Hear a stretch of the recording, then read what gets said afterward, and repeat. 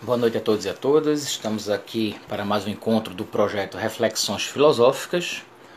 Hoje com o professor José Cândido da Silva. Ele vai falar sobre ética do discurso e redes sociais. Então é só esperar aqui o professor entrar para a gente dar início. Boa noite, Zeca, sempre presente.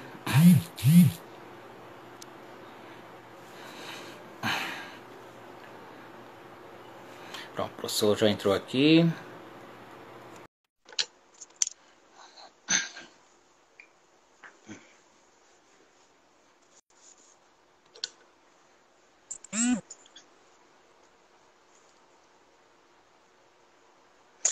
Boa noite, professor.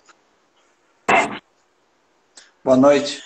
Bom, meu convidado de hoje é o professor Josué Cândido da Silva. O Zeca já está dizendo aí, o professor Josué fez parte da minha vida acadêmica. Ele é graduado em filosofia, mestre em ciências sociais, doutor em filosofia. Os principais temas de interesse dele é a semiótica transcendental, ensino de filosofia, Apple, pragmática transcendental e mediação histórica, né? Trabalhou no doutorado, uma tese onde fala sobre Habermas, não é? É coautor do livro Conversando sobre a Ética e Sociedade e autor do livro O Grupo dos Sete, né? Também tem vários artigos publicados. Realiza um projeto de pesquisa sobre capitalismo como religião. E o tema que o professor propôs, então, aqui para trabalhar conosco é ética do discurso e redes sociais. Professor, muito boa noite. Muito obrigado por ter aceito o convite. Boa noite. O senhor tem a palavra. Boa noite, Hugo. Obrigado pelo convite. Eu queria me desculpar aqui pela minha iluminação, acho que não está boa. Eu testei antes. Tá bom. Mas Tá bom. agora que eu estou transmitindo aqui, parece que ela ficou um pouco escura. O tema que eu trago, né, é sobre a ética do discurso.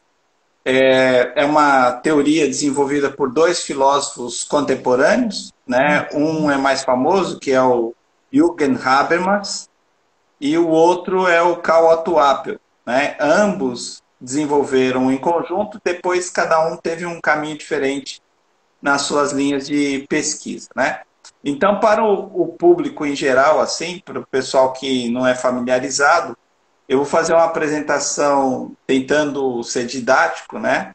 Sobre o que é essa ética do discurso e depois vou colocar algumas questões relativas à questão das redes sociais, né? Bom, a ética ela é uma parte da filosofia que trabalha a questão da ação, como que a gente deve agir ou como a gente pode agir da melhor maneira possível, né? Esse é o problema em torno do qual as questões éticas giram. E o agir acontece também por meio da linguagem, ou seja, enquanto a gente assume certos compromissos, como você diz, por exemplo, eu prometo ir na sua casa amanhã. Mesmo que você vá ou não vá, você já fez uma ação, que foi estabelecer uma relação com a outra pessoa de compromisso, né? Ou quando a pessoa está lá no altar e diz sim, aquele sim não é simplesmente sim, aquilo é uma coisa que vai ter consequências para o resto da vida. Então, se age também dentro da linguagem. Essa que é uma contribuição das teorias mais recentes da linguagem, né? Particularmente do pragmatismo, do segundo Wittgenstein, por exemplo, em que o uso da linguagem é que determina o significado em grande medida, né? A palavra não está presa a um significado específico, ou seja, a gente pode usar a linguagem de maneiras diferentes. Isso é a ideia de um pragmatismo na linguagem. E uma das questões pragmáticas da linguagem é justamente essa, dos atos de fala. Ou seja, quando nós falamos, nós agimos. Se eu digo para você boa noite, isso cria uma expectativa de resposta sua. Então, nós agimos por dentro da linguagem também, né? A gente pensa sempre a ação muito mais ligada a um fazer, mas o agir se dá por dentro da linguagem. E aí a questão que o Habermas e o Appian levantam é: será que existe uma ética por dentro da linguagem? Ou seja, será que existem regras do agir dentro da linguagem? E aí o Habermas, né, primeiro, ele propõe o seguinte: existe sim regras de agir dentro da linguagem. Ou seja, todo mundo que fala, todo aquele que se comunica, ele tem uma pretensão. Qual é a pretensão? A pretensão é ser entendido. O insucesso da linguagem é justamente quando você fala para a pessoa, explica e ela fala: ah, não entendi nada. Aí você fica frustrado. Então, o interesse nosso no uso da linguagem é justamente ser compreendido. Então, o entendimento é o objetivo da linguagem. E o Habermas diz que quando a gente usa a linguagem com um propósito estratégico, ou seja, tentando iludir outra pessoa, enganar, etc., você não está fazendo o uso que seria a finalidade da linguagem, que seria o entendimento. Mas mentir, por exemplo, só é possível quando a outra pessoa está acreditando. Né? Então, se a criança mente para a mãe e a mãe olha para a cara dela e fala: você está mentindo, acabou a graça, né? Ela não conseguiu aquilo que ela queria. Então, para ter sucesso, quando a gente usa a linguagem estrategicamente, por exemplo, quando você pede dinheiro para um colega e você quer esse dinheiro para comprar droga, você não vai ter sucesso se você falar para ele e ele talvez não te apoie nessa iniciativa. Então, você tem que mentir. E o sucesso da mentira é justamente baseado no entendimento. Ou seja, a outra pessoa pressupor que você está falando a verdade. Né? Então, uma boa mentira parte do pressuposto de que o outro está acreditando no que você fala. Né? Se não tiver isso, a mentira não funciona como mentira. Então, o sucesso do agir estratégico, do engano, da mentira, etc., está justamente em que a outra pessoa está usando a linguagem para o entendimento. Bom, quando várias pessoas usam a linguagem com o objetivo de entendimento, é o que o Habermas chama de agir comunicativo. O agir comunicativo é quando várias pessoas, ou pelo menos duas, estão dialogando, buscando juntas construir um consenso argumentativamente. Ou seja, eu escuto o seu argumento, você escuta o meu argumento, e aí não estamos falando só de argumento no sentido lógico. Nós estamos mais num campo daquilo que a gente vai chamar de boas razões, né? Quando você tem boas justificativas para aquilo que você defende, aquilo que você pensa e daquilo que você sente também. Então, não é só o argumento lógico, né? Como se o ser humano não fosse um ser que tem emoções, etc.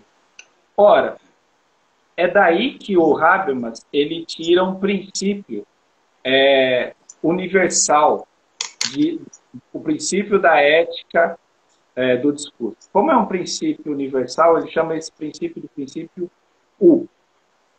E qual seria esse princípio? Seria o seguinte: toda norma, para ela ser válida, ela teria que ser aceita por todos os afetados, direta ou indiretamente, por aquela ação, num processo de argumentação, né, sem coerção, sem violência.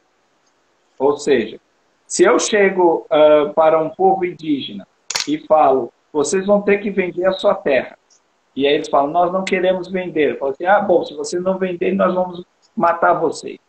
Bom, isso não é um processo ético. Ou seja, para ser ético, teria que todos os envolvidos, dentro de um debate livre de coerção, poderem pôr os seus pontos de vista. E se um não aceita, não tem acordo. Né? Então, isso parte de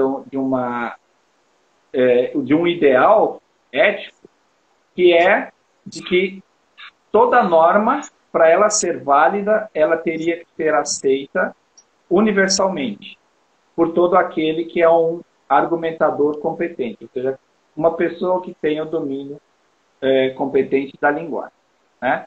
Bom, e aí o Habermas fala que o que interfere nesse processo são os meios deslinguistizados de comunicação, ou seja, aquelas relações que acontecem por meio do poder e do dinheiro, em que são relações de agir que passam por fora da linguagem. E, por exemplo, poder econômico, né, das trocas, aí o poder de quem tem mais dinheiro fala mais alto, ou o poder político, de quem tem a força e tal. Então, qual que seria a saída para o Habermas? A saída seria a gente fazer algo que ele chama de adensamento do mundo da vida. Ou que seria a gente criar maior participação na esfera pública, ou seja, as pessoas terem maior participação nas decisões políticas, nas decisões econômicas.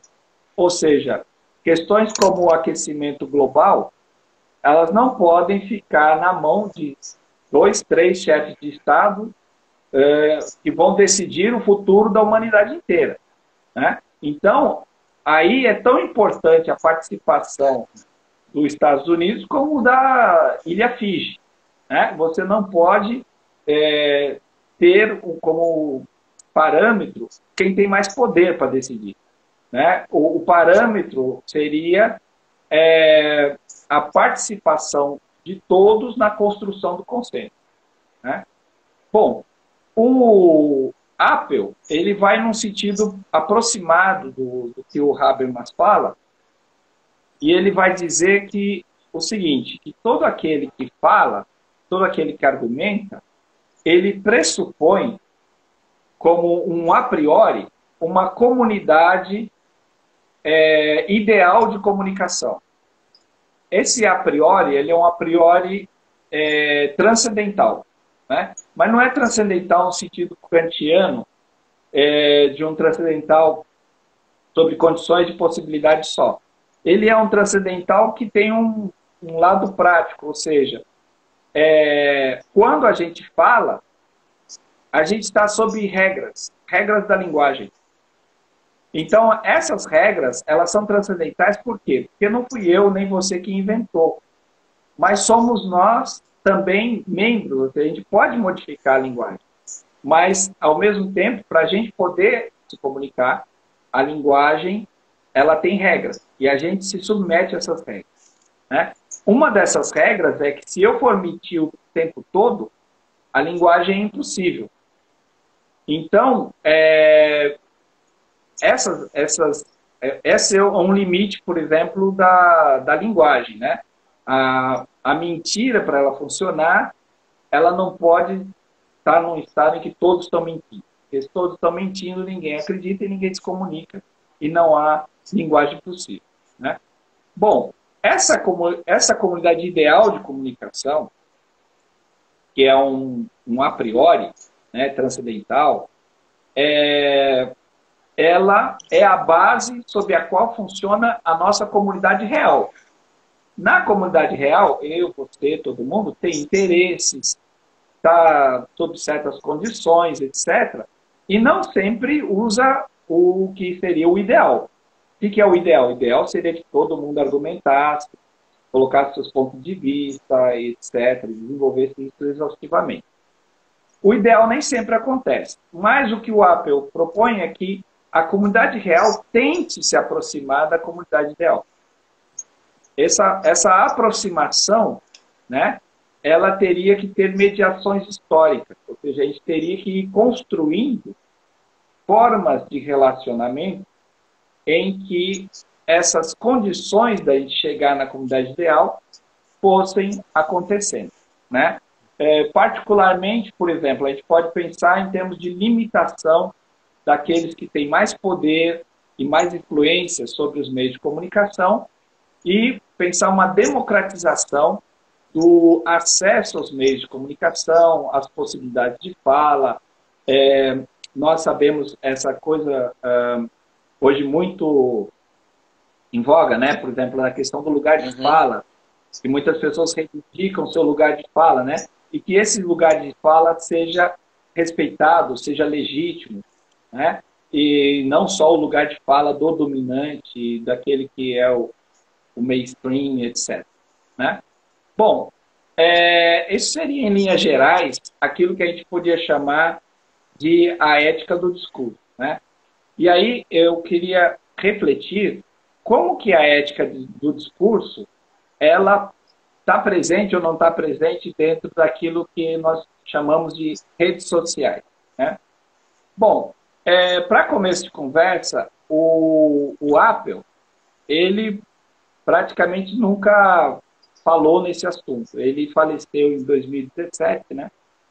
E ele não tem isso como... Aliás, tanto o Apple como o Habermas nunca tiveram isso como uma questão em que eles trabalhassem num texto. Né? O Habermas, ele, através de entrevistas, ele chegou a dar algumas pistas do que ele pensa sobre essa questão. Né? E aí eu vou um pouco falar nessa linha de pensamento desses autores. Né?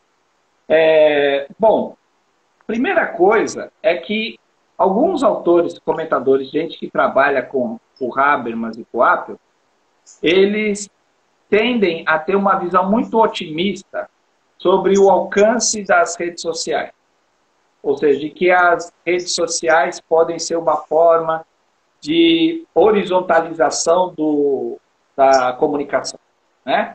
Então, a gente não teria mais como nos meios de comunicação de massa, em que você tem um fornecedor de informação e o resto só recebe. Né? Na rede social, essa comunicação seria mais horizontal, em que as pessoas poderiam estar mais niveladas. Né? Bom, no início da internet, nos anos 90, há essa utopia realmente de que a internet poderia democratizar a comunicação. Né?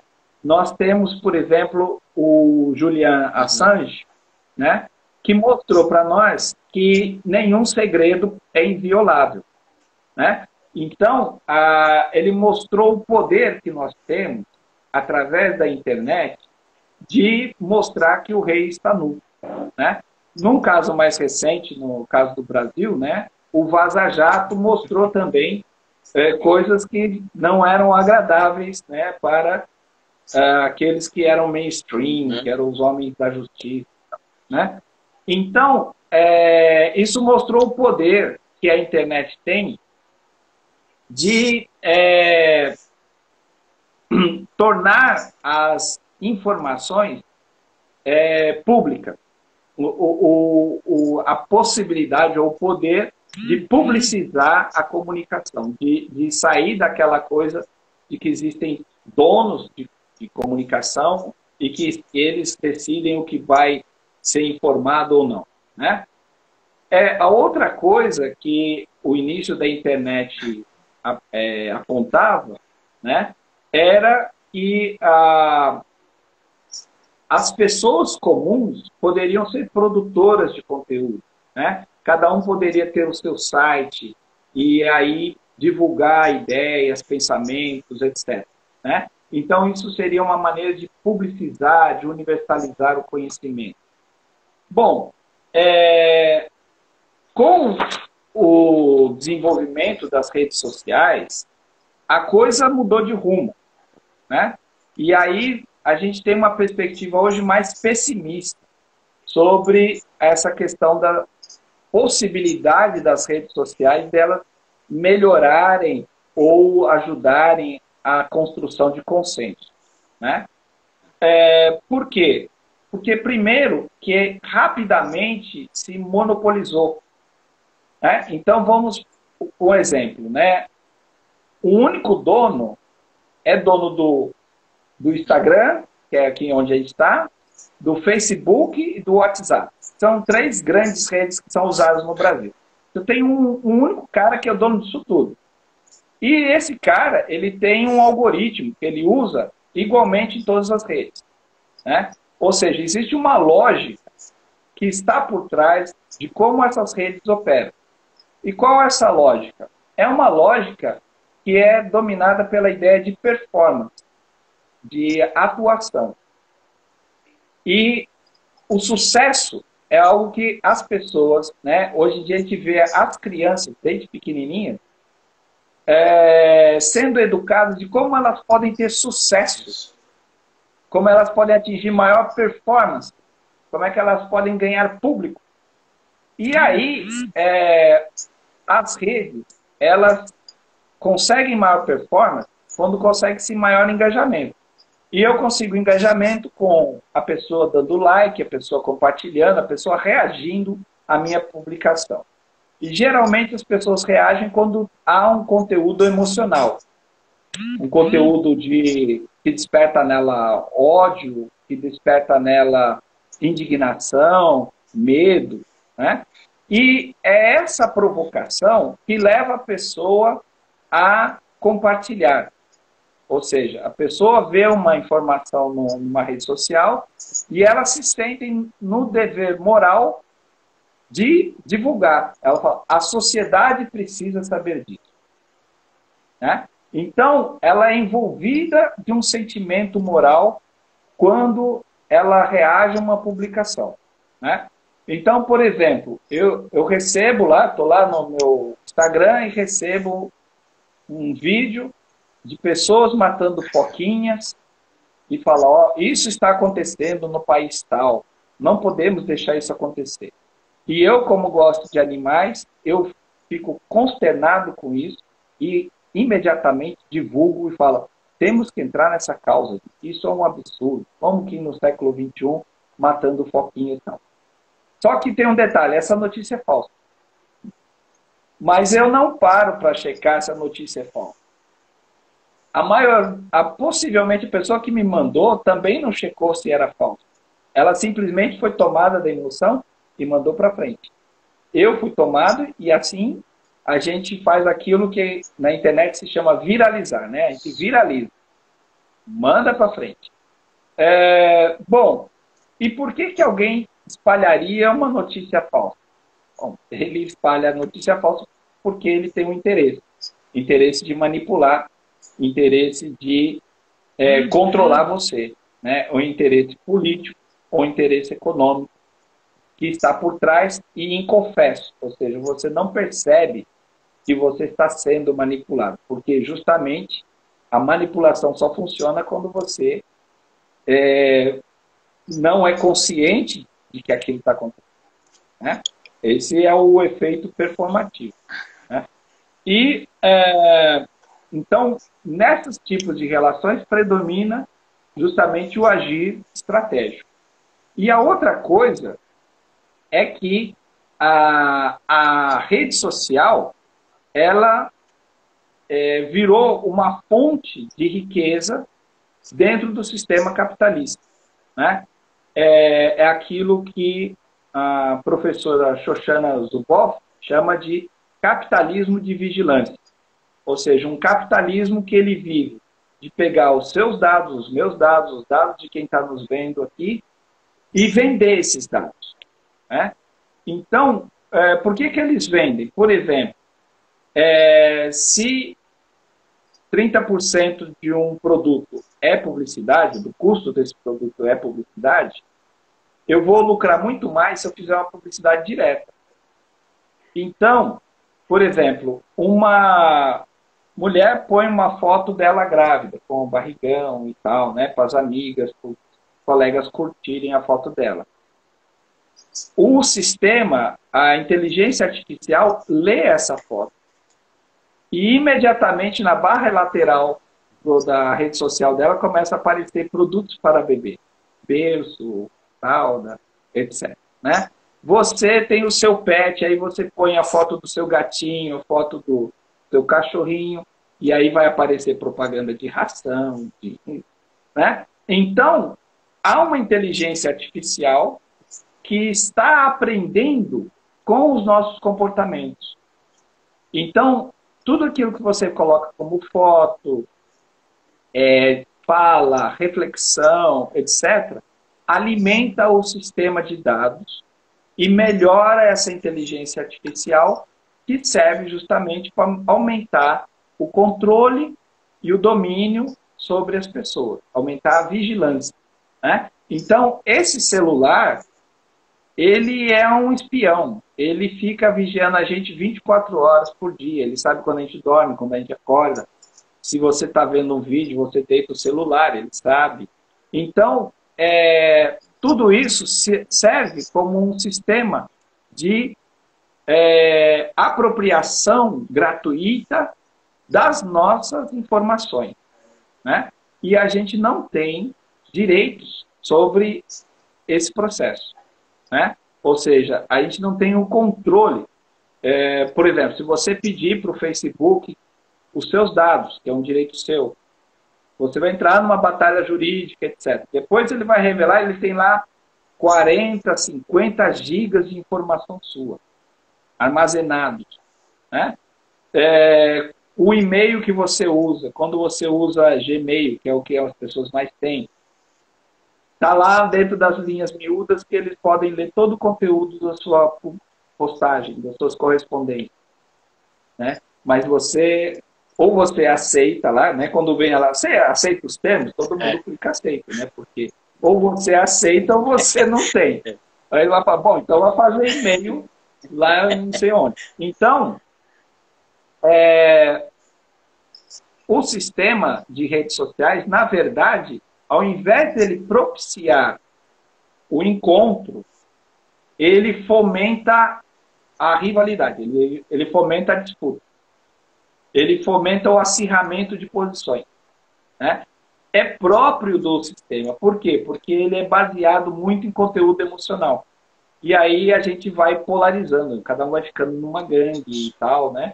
E aí a comunicação, o diálogo, com a maior parte das pessoas, fica impossível, né? Todo mundo tem essa experiência de falar, olha, tem gente da minha família que eu não converso mais. As redes sociais nos separaram, né? Então, o que a gente pode fazer diante dessa situação? A gente pode tentar voltar a um estágio anterior da internet, a gente voltar a uma época em que a gente tinha fóruns de discussão via e-mail, né? Em que a gente ficava dentro do nosso nicho muito específico, grupo de filósofos, grupo de ecologistas, etc. A gente vai voltar a funcionar desse modo, a gente vai abandonar as redes sociais, mas se você abandona as redes, né, qual é o seu alcance? Né? Por quê? Porque você quer divulgar cultura, informação, pensamento, reflexão. E onde está o pessoal? Está dentro da rede. Então você vai sair da rede e deixar vazio. Então você pensa esse espaço como um espaço de disputa de poder, como disputa de narrativa, né? Como um lugar onde a gente deve estar presente para a gente brigar também. Ou a gente deve lutar para que o Estado regulamente, para que os donos das redes sociais, os algoritmos, etc., se tornem públicos, se tornem abertos, que a gente saiba o que estão fazendo com a nossa informação e o que pode e o que não pode fazer com essa informação, né? Bom, mas aí a questão qual é o alcance do Estado frente a um sistema que é global?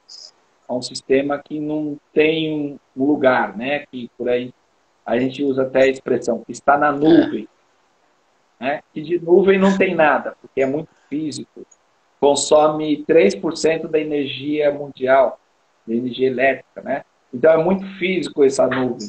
Mas o que a gente pode fazer em termos de cidadania para ter uma contrapartida frente a esse sistema, né? E aí a gente pode abrir para discussão, não tenho resposta para essas questões todas, né? Mas abrir para o diálogo comunicativo, né? Sobre como que vocês aí, né, que estão participando também da nossa discussão, né, no nosso diálogo aqui, pensam isso, né? Ou seja, as redes sociais, afinal de contas, elas servem para melhorar o nosso diálogo, servem para a gente criar consenso, serve para que a gente possa ter comportamentos éticos em relação às outras pessoas ou não. Ou elas servem justamente para desenvolver formas performativas, estratégicas, em que você tenta influenciar a ação do outro, né, pelo meio estratégico, não pelo meio comunicativo. Né? Então, seriam essas questões assim, que eu traria nessa reflexão preliminar. Não sei quanto tempo eu falei. Meia hora, aqui, certinho. mas meia hora, tá bom. Tá bom. Muito obrigado, professor, pela exposição. Eu já separei aqui algumas perguntas, né? Eu vou tentar aqui fazer na ordem. Normalmente nunca dá para fazer todas, né? Por conta do tempo. Mas logo quando o senhor começa a sua exposição, falar da questão da linguagem, né? Que a própria linguagem é um agir, né? Quando eu digo assim, quando eu me comprometo com alguém, eu já estou agindo a partir da linguagem, né? E tem uma coisa que eu sempre parei para pensar que é assim. Muitas vezes quando a gente, até mesmo hoje começou a live, eu falei boa noite, o senhor automaticamente responde boa noite. E tem uma pergunta que ela normalmente é respondida automaticamente, mas eu não sei se a resposta é sincera, que foi uma coisa que o senhor também falou, né? O Habermas, ele fala sobre a questão de não mentir, de se fazer entendido, da resposta ser sincera, né? É a pergunta, tudo bem? Eu acho que quase nunca as pessoas respondem de uma maneira sincera. Eu acho que é mais no automático. Tudo bem, a pessoa fala tudo bem. E depois elas respondem muitas vezes com uma pergunta. Você diz assim, tudo bem, e ela fala tudo bem, e fica ali duas perguntas que não são respondidas. E quando alguém resolve falar a verdade e dizer, por exemplo, que nada está bem, isso cria um certo constrangimento no ambiente, né?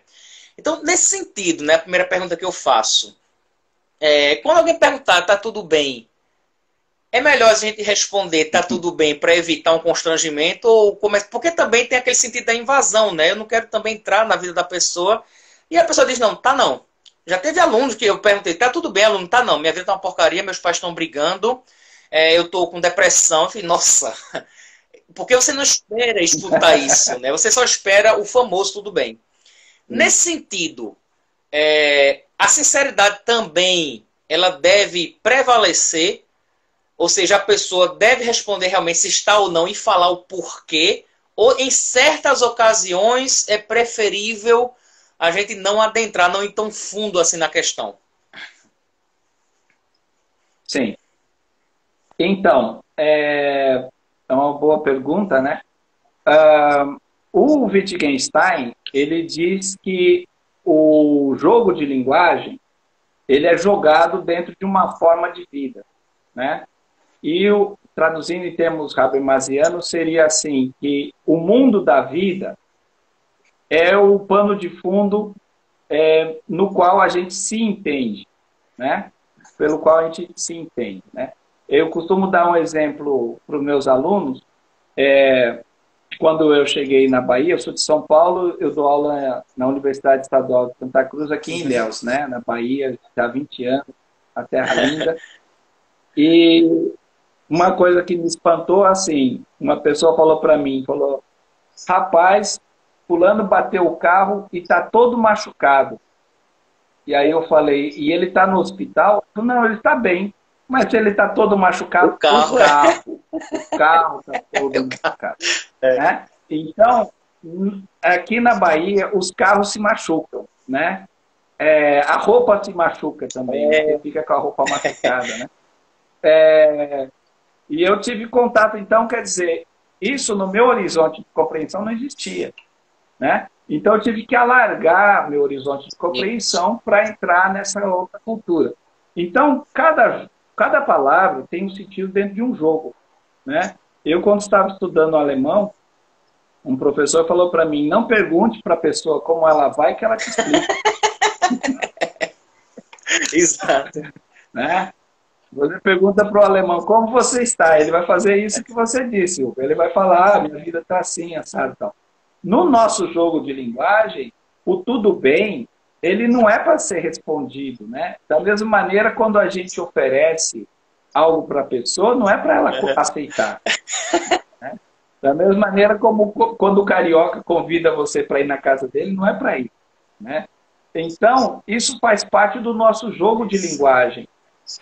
o significado que está por trás dessa fala não tem a ver com sinceridade propriamente. Tem a ver com o jogo de linguagem. É um jogo que todo mundo joga assim. Então, nós já aprendemos, já acostumamos dentro da nossa cultura que o certo, quando alguém pergunta tudo bem, é você responder tudo bem. Mesmo que não esteja nada bem. Né? Às vezes você vai visitar um amigo doente e fala, e aí, você está bem? Ele fala, tudo bem. É automático, né? Então, é automático, mas é parte do nosso jogo de linguagem, da nossa construção cultural de significado. Né? Então, é claro, em outra cultura tem outro significado, na nossa tem esse. Né? Então, não é tanto uma questão de sinceridade nesse caso. Né? Eu passei por duas experiências, professor. O senhor foi falando agora do baiano, do alemão. Eu sou de Pernambuco e moro em João Pessoa, né, na Paraíba. Eu passei por duas experiências assim que eram inusitadas. Né? A primeira foi em Portugal, que eu passei 2 anos lá, fui estudar o mestrado. E aí, na primeira semana que eu cheguei lá, eu fui pedir uma informação a um senhor. E eu cheguei para ele e disse assim, o senhor sabe onde fica tal lugar? Ele falou, sei. Acabou a discussão. E você tem que... ponto. Né? Ele respondeu o que eu perguntei realmente. Porque aqui eu sou acostumado a fazer essa pergunta, a pessoa já me explica, a pessoa me leva. Teve uma vez no trânsito de Recife que eu perguntei a um rapaz se ele sabia, parou no sinal e eu disse, tu sabe onde é tal lugar? Ele fez, sei, me segue, eu te levo até lá. Quer dizer, é totalmente diferente. Não é uma questão de certo e errado, mas realmente a questão cultural é muito diferente. E outra vez foi no interior do Pernambuco, que eu fui pedir uma informação, eu fui em 3 ou 4 casas e pedi uma informação, e em todas as casas me convidavam para almoçar. Todas. E no interior sempre alguém é de alguém, né? É Bia de seu Dedé, é João de Dona Maria, né? Eu perguntei, o senhor sabe onde é a casa de Bia de seu Dedé? Sei não, meu filho, mas vem almoçar, o almoço está pronto, venha. A pessoa nunca me viu e ela me chamou. Como é que pode uma coisa dessa, né? Então, essas questões culturais, realmente, elas têm um impacto muito forte, né? Uma outra pergunta, professor, que eu queria fazer ao senhor foi quando o senhor fala do entendimento pela linguagem, do agir comunicativo, né? Em Habermas. E aí eu me lembrei de uma frase do Lacan, em que ele diz assim, né? Eu sei o que eu digo, mas eu não sei o que o outro escuta. Como o outro vai escutar aquilo que eu estou falando. Habermas também tem essa preocupação no sentido de me fazer entendido tanto pelo uso da língua, pela sinceridade, pela verdade, né? Todos esses pontos que ele trabalha. Ele tem essa preocupação de se fazer entendido mesmo, porque nós que somos professores, por exemplo, a gente dá a mesma aula para uma turma de 30, 40, 50 alunos. E a gente não sabe como cada um está recebendo aquilo. Habermas, ele tem essa preocupação de saber realmente se ele estava sendo compreendido ou era mais no sentido de dizer assim, não, o meu discurso foi claro, não tem como eu saber como cada um escutou, mas eu me fiz entender. E tem uma coisa da subjetividade ou não tem como fazer isso? Não, tem sim. O Habermas, ele diz que todos nós temos um horizonte de compreensão. Esse horizonte de compreensão ele chama de o seu mundo da vida. Então, o mundo da vida ele é interessante porque ele, ao mesmo tempo, ele é comum, mas, ao mesmo tempo, é pessoal. Cada um tem uma experiência, uma história, uma construção do seu ser, né? Que é uma construção social, onde você nasceu, com quem você conviveu, etc. Tudo isso vai fazendo parte da sua experiência. E, ao mesmo tempo, a gente tem um horizonte comum, que é a linguagem, as relações culturais em que a gente está imergido, né? Está dentro dessas relações. Bom, o Habermas diz que o que causa ruído é a não compreensão. Ou seja, é quando eu e você não nos entendemos, é que a gente percebe que não está partilhando do mesmo mundo da vida. Então, enquanto a gente está conversando, está dialogando, etc., a gente se pensa se entendendo. Hora que há um estranhamento, um ruído, a pessoa fala, não entendi. Aí você, como não entendeu? E aí que você vai repensar que aquela pessoa pode ter um mundo da vida diferente do seu. Ela tem um horizonte de compreensão, de experiência diferente.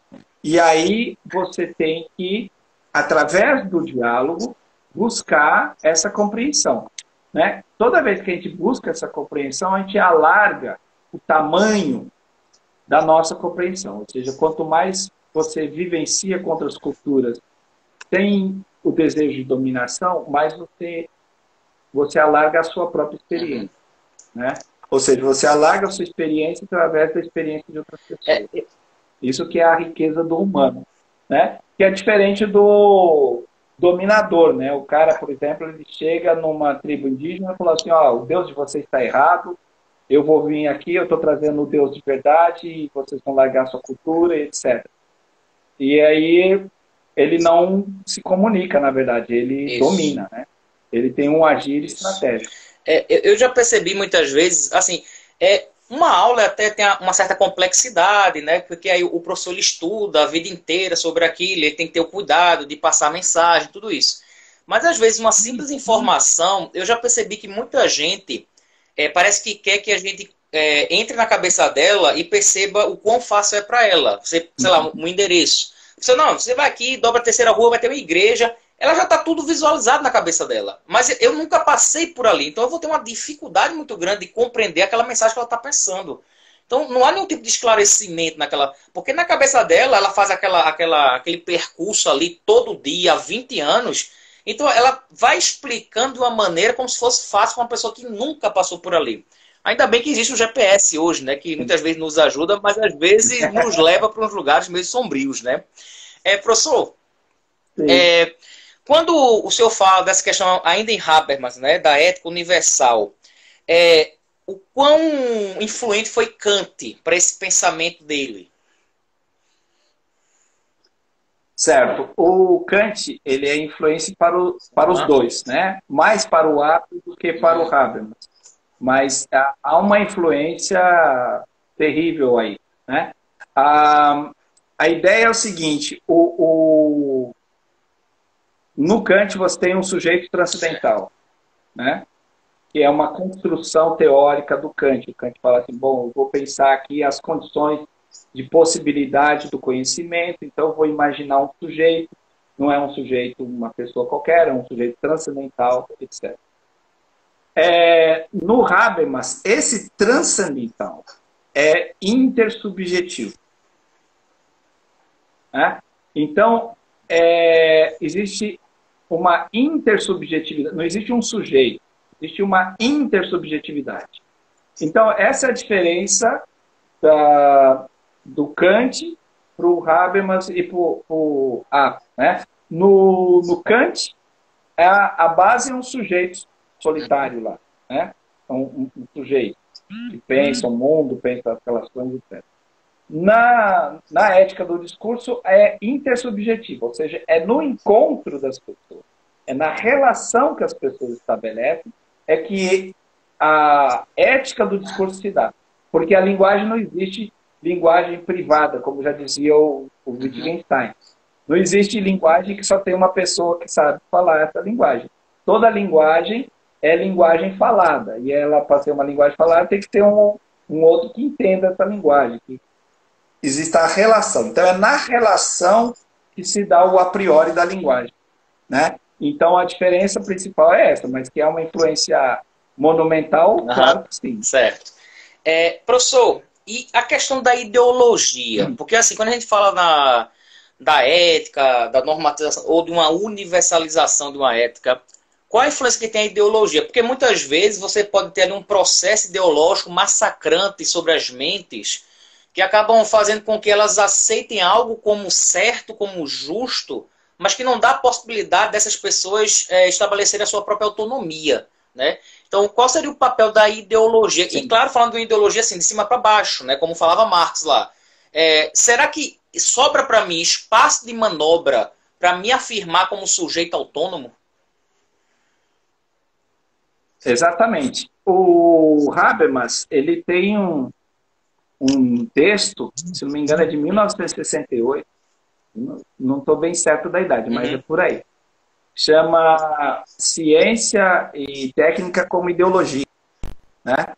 Em que ele vai desenvolver uma tese muito interessante, que é a seguinte: quando um economista, ou a gente está vendo agora na televisão, né, estão falando de reforma, tirar a estabilidade do funcionário público, etc. Quando os economistas falam na TV, eles falam, mas isso vai aumentar o déficit público e não sei o quê. Aí você fala, mas a gente precisa gerar emprego, a gente precisa dar condições de vida para a população. Ele fala, ó, você está falando de uma coisa que você não entende. Então, você usar a ciência ou a técnica como ideologia, para dizer os que sabem e os que não sabem.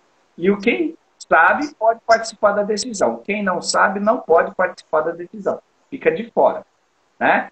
Então, quem entende de economia é os economistas. Então, o cidadão comum, quando ele vota para presidente, ele não vota para ministro da Economia. Mas quem decide é o ministro da Economia. Né? É o posto, né? Então,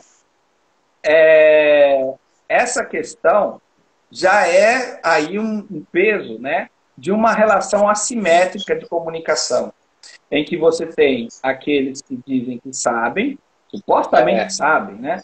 Aqueles que sabem e aqueles que não sabem, só quem sabe, meio que um estado platônico, né? Só quem sabe é que tem que decidir. Quem é povo não tem o que falar sobre isso, né? Mas a decisão afeta todo mundo. A decisão do economista me afeta. Então, eu tenho que participar da decisão. Né? E aí a questão da democratização do processo decisório. Né? Ou seja, como é que o povo vai aprender economia? Discutindo, participando da decisão, participando da esfera pública, participando de processos democráticos. Né? Ou seja, você pode não entender nada de educação, mas se você é convidado pela escola e a escola te explica, olha, a gente está oferecendo para sua filha esse processo educativo, você acha que esse processo é melhor dentro das suas aspirações? Não, porque... E você vai discutindo, você vai se educando para essa... Professor, parou, viu? Travou. Sumiu sua imagem e seu som. Não sei se o senhor está me escutando, mas travou tudo.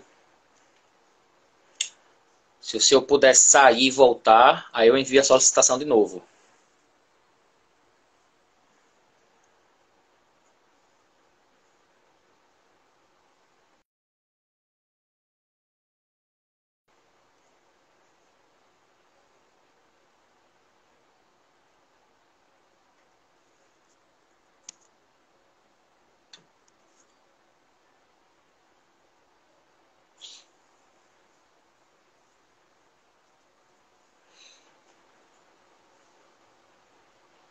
Voltou. Oi, desculpa. Eu acho que eu caí. Um dos dois. Foi. Agora voltou, agora voltou.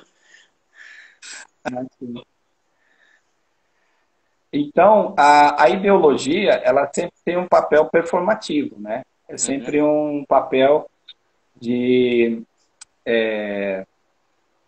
criar uma situação e de um falso consenso. O Habermas fala muito desse negócio de falso consenso. Certo. Falso consenso é a gente votou e decidiu. Não é assim que se constrói consenso. O consenso se constrói através da argumentação e do esclarecimento dos participantes. E nesse sentido, professor, quando a gente fala das redes sociais, né, que é o segundo ponto que o senhor trabalhou, na prática, elas trouxeram mais limitação e geraram para a gente uma ilusão de liberdade, porque parece que a gente não tem, assim, também esse espaço para decidir, mas já nos coloca as opções e dentre aquelas a gente faz uma escolha. Isso geraria a gente uma ilusão de que a gente está escolhendo. É isso que acontece nas redes sociais também? Sim, você tem o bendito do algoritmo. O algoritmo, ele controla para quem recebe a mensagem, né? Ele controla o que você vê e o que você não vê, né? Então, por exemplo, no Facebook, se você tem 2.000 seguidores, vai chegar a sua mensagem para 0,2% desses seguidores. Quem são essas pessoas? O algoritmo escolheu.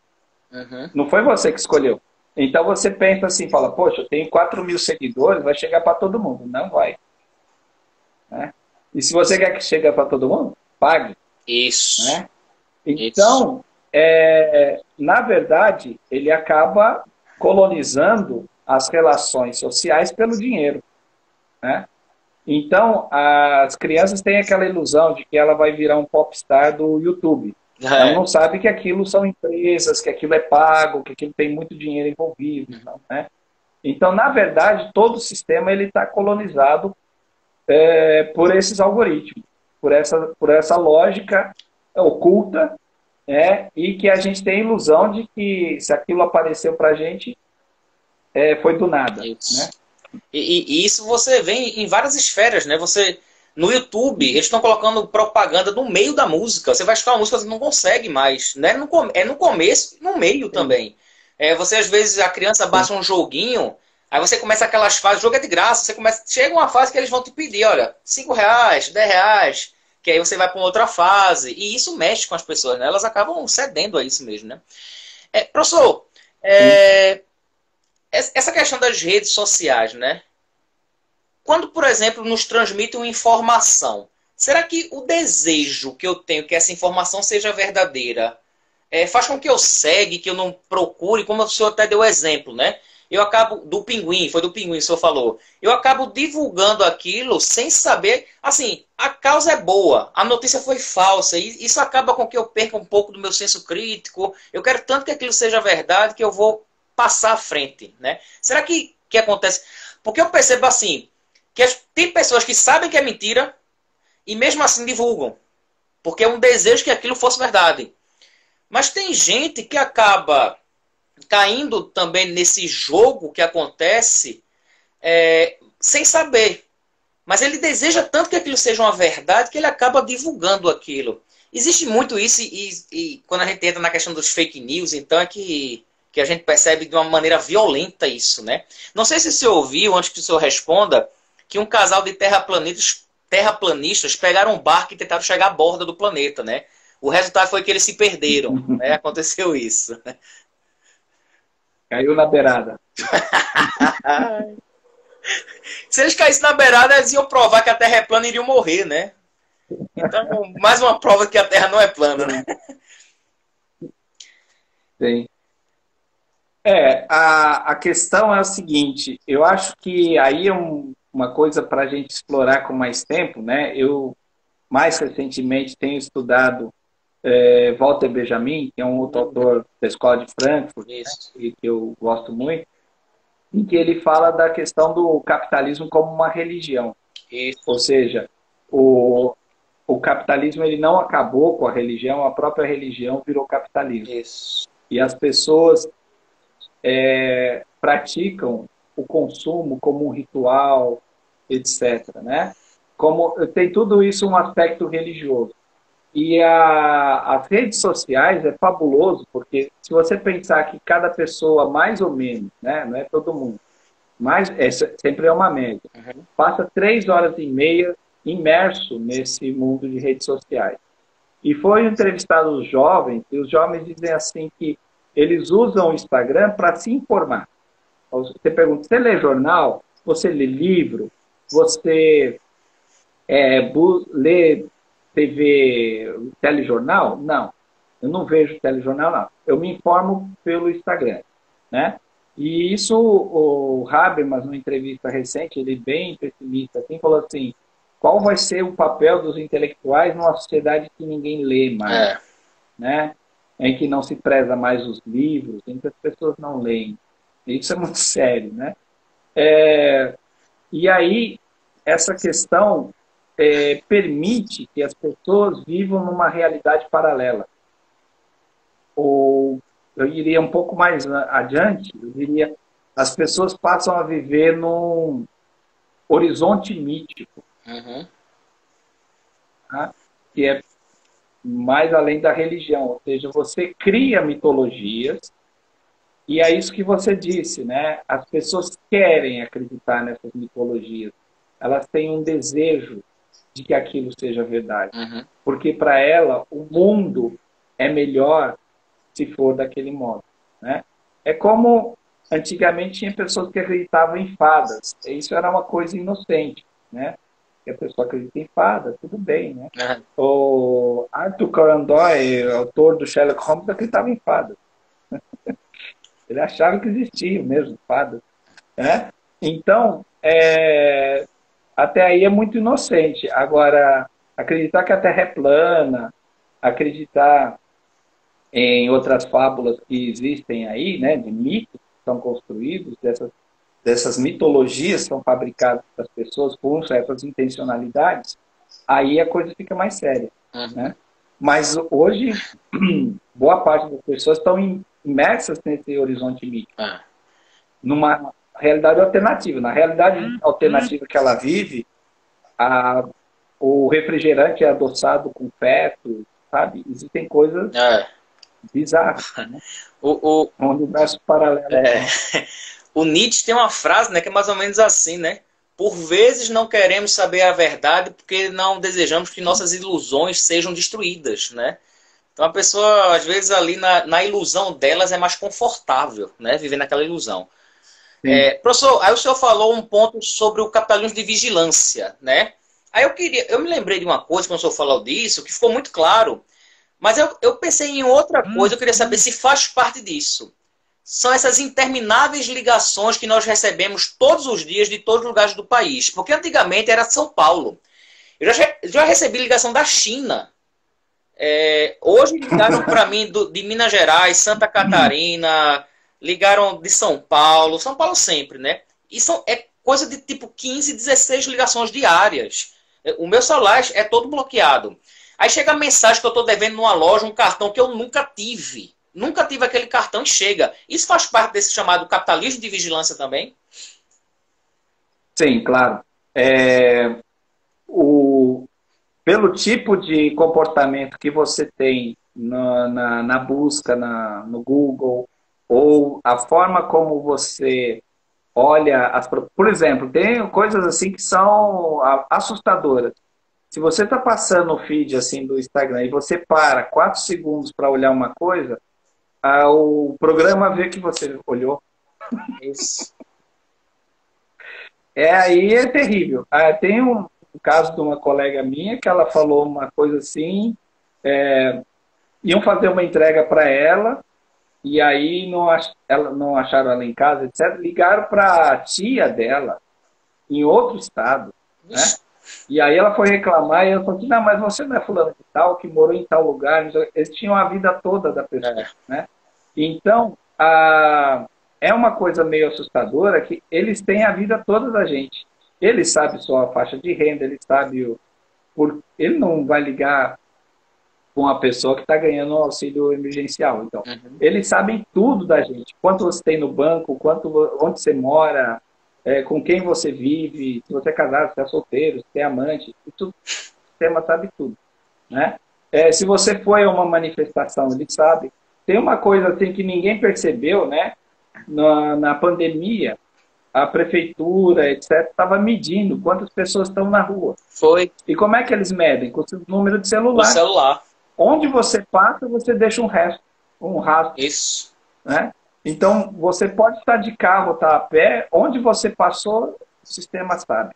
Né? E a grande coisa ameaçadora é que esse sistema todo usa isso para aumentar o controle dele sobre você, aumentar a vigilância. Não é para aumentar a democracia. Então, aquelas distopias lá do George Orwell, né, do Aldous Huxley, né, eles acertaram cheio. É bem pior. Professor, queria agradecer imensamente. Nosso tempo está acabando, só temos 1 minuto. Queria agradecer imensamente. A live vai ficar salva no Instagram e também no meu canal de YouTube. Certo. E aí depois, quem quiser acessar, se o senhor quiser também o link, eu posso enviar para o senhor divulgar para as outras pessoas, né?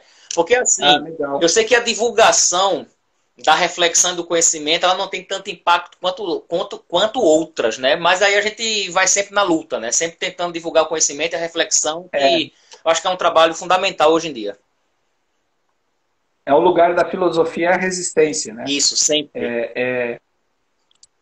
Exatamente. Então, muito obrigado, professor. Muito obrigado. Agradeço imensamente. Boa noite a todos. Lembrando que amanhã teremos mais uma live, tá? Então, boa noite. Boa noite. Até a próxima. Até a próxima.